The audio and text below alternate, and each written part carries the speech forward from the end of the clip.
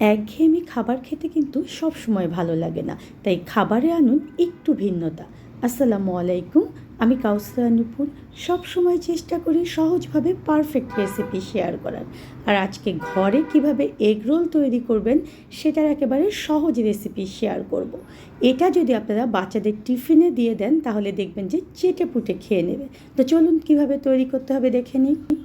Egg roll করার জন্য দেখুন যে এখানে আমি নিয়েছি মেজারমেন্ট কাপ দিয়ে 3 কাপ পরিমাণ ময়দা। ময়দার বদলে আপনারা কিন্তু এখানে আটাটাও ব্যবহার করতে পারবেন, তবে একেবারে পারফেক্ট করতে চাইলে অবশ্যই কিন্তু ময়দা ব্যবহার করতে হবে। আর এখানে আমি দিয়ে দিচ্ছি 1 চা চামচ পরিমাণ লবণ। এখানে লবণটা আপনারা আপনাদের টেস্ট অনুযায়ী দিয়ে দেবেন। এখানে আমি দিয়ে দিচ্ছি দেখুন যে 1/2 চা চামচ পরিমাণ বেকিং পাউডার। বেকিং পাউডারটা কিন্তু অবশ্যই দেবেন, কারণ বেকিং পাউডারের কী কাজ সেটা আমি আপনাদেরকে পরবর্তীতে বলে দেবো। আর দেখুন যে এখানে আমি দিয়েছি 1/4 কাপ পরিমাণ রেগুলার তেল। এর বদলে আপনারা এখানে বাটার বা ঘি যে কোনোটাই কিন্তু ব্যবহার করতে পারবেন। এখন এই শুকনো উপকরণগুলো একটু ভালো মতো আগে সুন্দরভাবে চেপে চেপে মিলিয়ে নিতে হবে। ভালো মতো দেখুন যে আমি মিলিয়ে নিয়েছি। এখন এটা টেস্টটাকে আরেকটু বাড়ানোর জন্য এখানে আমি 1 টেবিল চামচ পরিমাণ চিনি ব্যবহার করছি। আমি এখানে গুঁড়া চিনি ব্যবহার করছি। আপনারা রেগুলার চিনি ব্যবহার করলেও কিন্তু কোনো সমস্যা নেই, তবে গুঁড়া চিনি ব্যবহার করলে ময়দার সঙ্গে ভালো মতো দ্রুত মিলে যায়, এটা একটা সুবিধা। এখন মেজারমেন্ট কাপ দিয়ে 1 কাপ পরিমাণ নর্মাল পানি আমি নিয়ে নিয়েছি। ধীরে ধীরে এই পানিটাকে দেবো এবং আমি একটা সুন্দর ডো তৈরি করব। পুরোপুরি আমার কিন্তু 1 কাপ পরিমাণ পানি লেগেছে। জাস্ট এখানে 1 চা চামচের মতো পানি কিন্তু অবশিষ্ট রয়েছে। এটাও আপনাদের কারো কারো লেগে যেতে পারে। যদি আপনাদের ময়দা মেজারমেন্টটা একটু দেখা যায় যে মাপার সময় বেশি হয় তাহলে ওরকমই লাগবে। মানে 1 কাপ পরিমাণ পানির চেয়ে একটু কম বেশি হতে পারে। এখন এই যে ডোটা আমি তৈরি করলাম, এই ডোটাকে আমি 2 থেকে 3 মিনিট ধরে ভালো করে মেখে নেব।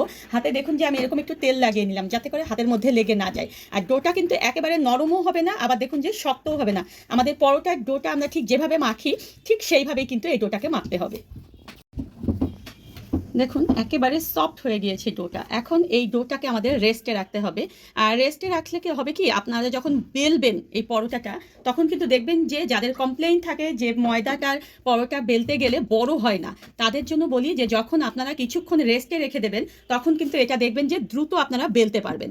এখন এটাকে অবশ্যই কিন্তু একটু ঢেকে রাখতে হবে যে কোনো কিছু দিয়ে। আর এটা আমরা রেস্টে রাখবো 30 মিনিট। 30 মিনিটের মধ্যে আমরা এটার জন্য যা যা লাগবে সেই কাজগুলো করে নেব। এগ রোলটার জন্য দেখুন যে আমি এখানে কিছুটা পেঁয়াজ কেটে রেখেছি। পেঁয়াজটা কিন্তু অবশ্যই এখানে একটু বেশি দিতে হবে। কিছুটা কাঁচামরিচ দেখুন যে আমি কুচি করে রেখেছি। আর আমি এখানে নিয়েছি শসা। শসাটাকে একটু লম্বা করে কুচি করে নিয়েছি। এখন এর মধ্যে আমার অ্যাড করতে হবে হচ্ছে লেবুর রস। অবশ্যই লেবুর রসটা দেওয়ার চেষ্টা করবেন, তাহলে দেখবেন যে টেস্টটা অনেক বেশি সুন্দর হবে। খুব বেশি না, 1 চা চামচের মতো আমি এখানে আমার পরিমাণ মতো দিয়ে দিলাম। আর এখানে ব্যবহার করতে হবে একটু ভাজা জিরের গুঁড়ো। এখানে আপনাদের কারো কাছে যদি চাট মশলা থাকে তবে সেক্ষেত্রে আপনারা কিন্তু চাট মশলাটাও অ্যাড করতে পারবেন। একটু মিলিয়ে নিচ্ছি। এখানে কোনো রকম লবণ দেওয়া যাবে না। যদি লবণ দেন তাহলে এই শসা থেকে, পেঁয়াজ এবং মরিচ থেকে কিন্তু অনেকটা পানি ছেড়ে দেবে। এটা আমরা এইভাবে করে রেখে দিচ্ছি এক পাশে। আর আমি আপনাদেরকে কয়েকদিন আগে আমার চ্যানেলে ভিডিও দেখিয়েছিলাম অল পারপাস গ্রেভি কীভাবে তৈরি করতে হবে এবং সংরক্ষণ করতে হবে। দেখুন আমি কিন্তু তৈরি করে ডিপ ফ্রিজে সংরক্ষণ করেছিলাম। আর আমি এখানে 1 ঘন্টা আগে এটাকে বের করে রেখেছিলাম ডিপ ফ্রিজ থেকে। এটা অনেকটা নর্মাল হয়ে গিয়েছে।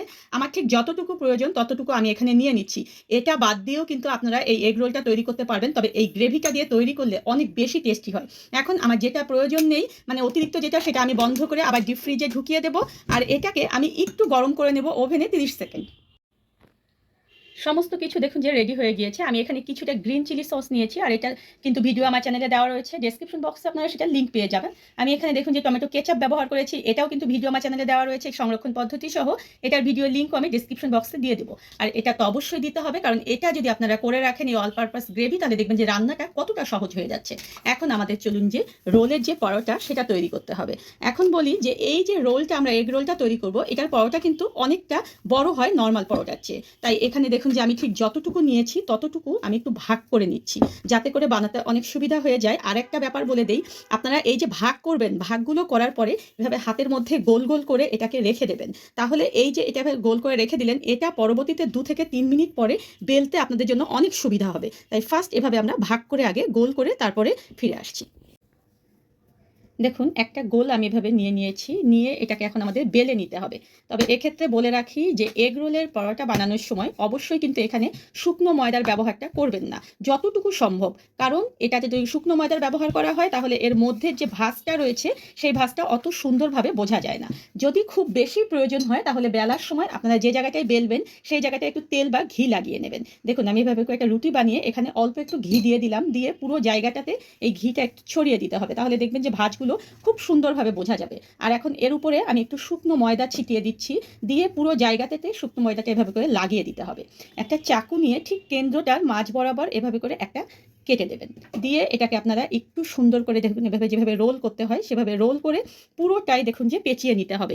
এই যে কাজগুলো করছি এগুলো একটু মনোযোগ দিয়ে দেখবেন, তাহলে দেখবেন যে আপনাদের পরোটা বা এগ রোলগুলো কিন্তু আমার মতোই হবে। আর শেষের অংশটা একটু নিচে লাগিয়ে দিয়ে ঠিক দেখুন যে এটাকে এরকম করে এরকম উপরের দিকে একটু দিয়ে এটাকে সুন্দর আবার এরকম গোল করতে হবে, করে এভাবে করে রেখে দিতে হবে, এবং সবগুলোই কিন্তু আমরা ঠিক এইভাবে করে নেব।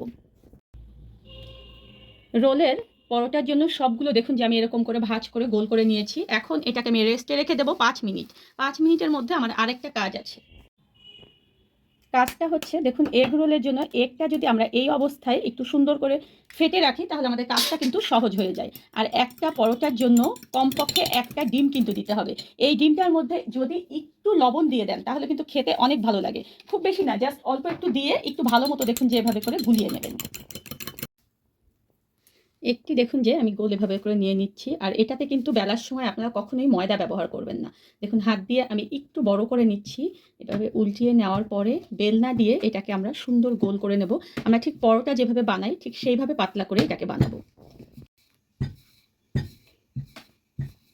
দেখুন ঠিক এরকম করে বানাচ্ছি আমরা। এখন চলুন এটাকে ভাজতে চলে যাই। চুলায় প্যান দিয়ে প্যানটাকে সুন্দর মতো গরম করে নিয়ে জাস্ট অল্প একটু ঘি আমি এর মধ্যে দিয়ে দিচ্ছি। আপনারা কিন্তু এর বদলে এখানে সয়াবিন তেলও ব্যবহার করতে পারবেন। এখন দেখুন যে পরোটাটা দিয়ে দিচ্ছি, আর পরোটাটা আগেই উল্টানো যাবে না, একটা পাশ হওয়ার পরে তারপরে আমরা এটা উল্টাবো। একটা পাশ দেখুন যে আমার সুন্দর হয়ে গিয়েছে, এখন আমি এটাকে উল্টিয়ে দিচ্ছি। আর এই অবস্থায় আবার একটু ঘি কিন্তু চারপাশ দিয়ে দিতে হবে, খুবই অল্প পরিমাণে। আর এই পরোটাটা ভাজতে কিন্তু বেশি ঘি বা তেলের দরকার হয় না, আর একটু চেপে চেপে এটাকে ভাজতে হবে। সাইডগুলো এরকম চেপে চেপে কিন্তু ভাজতে হবে, কারণ চারটা সাইড কিন্তু কাঁচা থাকে, তাই এই সাইডগুলোতে একটু চেপে দিতে হবে। আর একটু পরপরই উল্টিয়ে পাল্টিয়ে এটাকে ভাজতে হবে। যখন দেখবেন যে এরকম একটা সুন্দর কালার চলে এসেছে তখন আমি যে ডিমগুলো গুলিয়ে রেখেছিলাম এই ডিমটা আরেকটু গুলিয়ে নিতে হবে।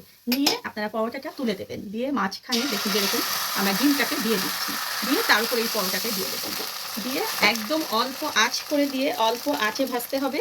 আর এই অবস্থায় কিন্তু চারটা সাইডে আবার একটু ঘি দিয়ে দিতে হবে, কারণ ডিমের নিচে কিন্তু কোনো তেল বা ঘি ছিল না।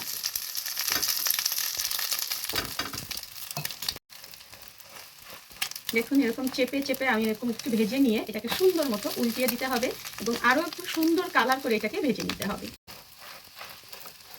দেখুন কত সুন্দর একেবারে লালচে করে আমি এটাকে ভেজে নিয়েছি। এখন এটাকে তুলে নিয়ে আমরা আবার পরেরটা আমরা ভাজবো।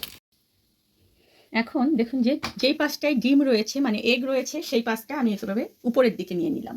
নেওয়ার পরে আমি যে অল পারপাস গ্রেভিটা করেছিলাম আমি দেখুন যে সেই গ্রেভিটা এভাবে দিয়ে দিচ্ছি। আর এই গ্রেভিটা দিলে এই রোলটা খেতে এত বেশি মজাদার, এবং যতজনকে আমি খাইয়েছি সবাই কিন্তু এর প্রশংসা করেছে। দেখুন এভাবে করে দিয়ে দিলাম। দেওয়ার পরে যে স্যালাডটা আমি কেটেছিলাম সেটা আসলে আপনারা আপনাদের পছন্দ মতো দিয়ে দেবেন, কতটুকু দিতে চাচ্ছেন সেটা সম্পূর্ণ আপনাদের ব্যাপার। এখন যে গ্রিন চিলি সসটা সেটা আমি একটু দিয়ে দিচ্ছি, এটাও কিন্তু আপনারা যতটুকু খেতে চান ততটুকুই দিয়ে দেবেন, কারণ কেউ কম ঝাল পছন্দ করে কেউ বেশি ঝাল পছন্দ করে। আর ঠিক দেখুন যে টমেটো কেচাপটাও কিন্তু আপনারা আপনাদের পছন্দ মতো দেবেন, কারণ কেউ বেশি কেচাপ খেতে পছন্দ করে আবার কেউ খেতেও পছন্দ করেন না। যারা খেতে পছন্দ করেন না তারা স্কিপ করবেন, কোনো সমস্যা নেই। এখন দেখুন যে এটাকে সুন্দর মতো পেঁচিয়ে এভাবে রোল করে নিলেই কিন্তু হয়ে যাচ্ছে আমাদের একেবারে কলকাতা স্টাইলের এগ রোল। আর দেখুন যে এরকম বেকিং শিট আমি কেটে নিয়েছি, ঠিক যেভাবে সার্ভ করে ঠিক সেইভাবে করেই কিন্তু আমি সার্ভ করছি। দেখুন এটা কতটা ইয়াম্মি হয়েছে দেখেছেন। ঠিক এইভাবে করে যতগুলো আপনারা বানাতে চান ততগুলোই কিন্তু আপনারা বানিয়ে নেবেন। এরকম সুন্দর সুন্দর আরও সহজ সহজ অনেক রেসিপি কিন্তু আমি আমার চ্যানেলে শেয়ার করেছি। আপনারা অবশ্যই কিন্তু চ্যানেলটা ঘুরে আসবেন, আর চ্যানেলের পরবর্তী রেসিপি পেতে হলে প্লিজ চ্যানেলটা সাবস্ক্রাইব করবেন। ভালো লাগার ভিডিওগুলো ফ্রেন্ডস অ্যান্ড ফ্যামিলির সঙ্গে বেশি বেশি করে শেয়ার করবেন, কারণ আপনাদের একটা শেয়ারে কিন্তু আমার চ্যানেলটা অনেক পরিচিতি বেড়ে যায়। ধন্যবাদ সবাইকে।